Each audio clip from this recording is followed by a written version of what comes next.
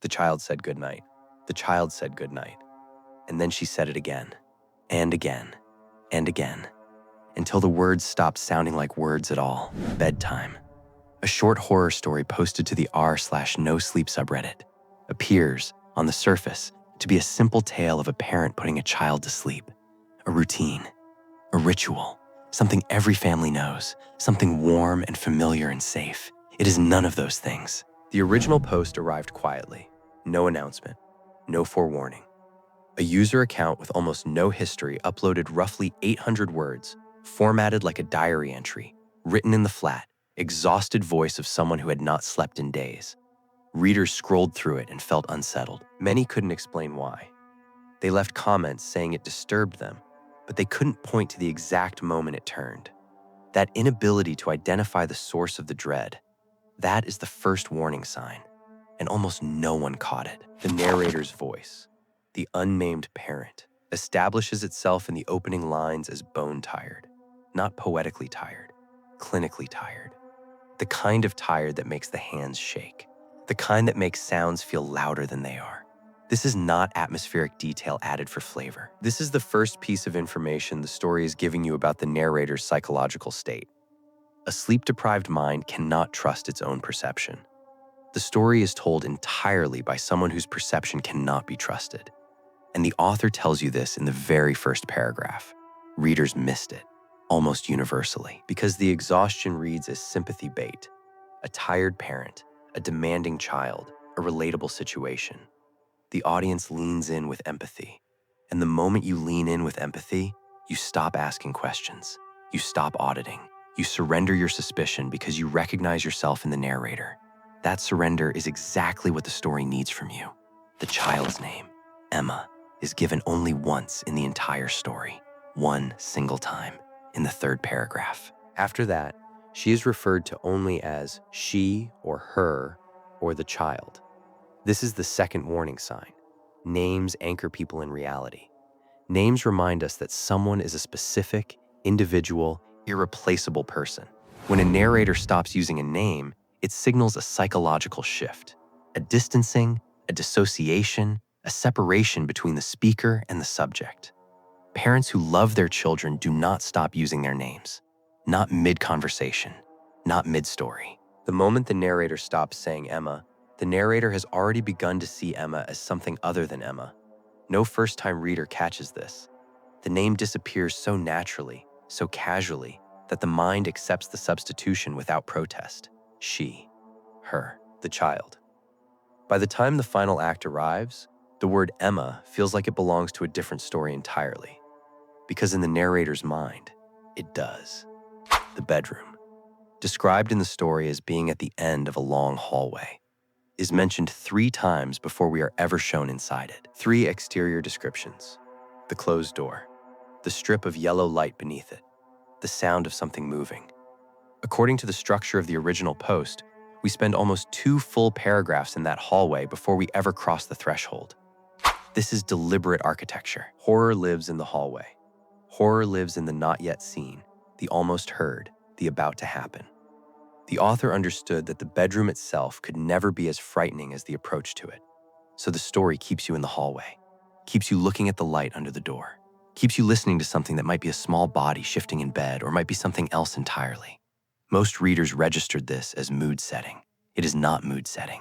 It is delay. It is the story refusing to let you see the child until the narrator's perception has been fully compromised by what happens next. By the time you enter the bedroom, you are not seeing through clear eyes.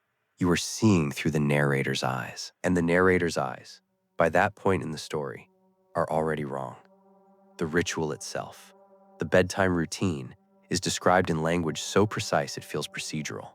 Teeth brushed, glass of water on the nightstand, window latch checked, closet door confirmed shut, blanket pulled to the chin. One story read aloud, kiss on the forehead, lights out, door left open exactly 4 inches.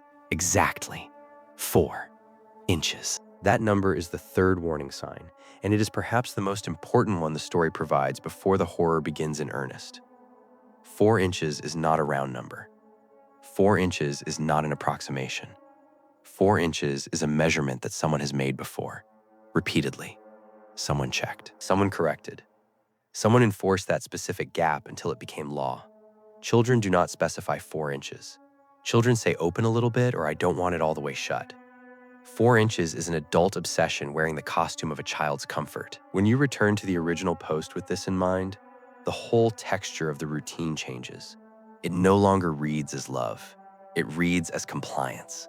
Someone, or something, has trained the narrator, has made the narrator perform these steps in this order until they feel natural, until they feel like parenting, until no outside observer would think to question them. It was sometime after midnight. The narrator never specifies exactly when, which is itself unusual for a story so otherwise precise. When the sounds begin, not screaming, not crashes, not any of the conventional horror signals that would cause a parent to run. Talking. Emma, according to the story, is talking in her sleep. Full sentences, complete thoughts. The narrator stands in the hallway, again in the hallway, always in the hallway, and listens. And here is where first-time readers make their most catastrophic interpretive error. They assume Emma is the one who is wrong. They hear a child talking in the dark, and they apply every childhood fear they carry. The ghost, the imaginary friend, the thing under the bed, and they focus entirely on Emma. What is she talking to? What is she seeing? What has gotten into her? The reader's attention follows the child into the supernatural, and while it is there, distracted, the narrator makes a confession that passes almost unnoticed. The narrator recognizes the voice answering Emma. This is stated in a single, half-buried sentence in the 5th paragraph. According to the original post, the exact phrasing is something to the effect of, "The other voice was familiar in the way that your own reflection is familiar." Not comforting. Familiar. There is no comfort in that sentence.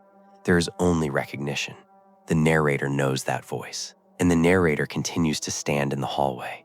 A parent who heard an unknown voice in their child's room would open the door. A parent who heard a familiar voice, familiar in a way that disturbed them deeply enough to compare it to a reflection, and still did not open the door, is operating under a different set of rules than we should expect.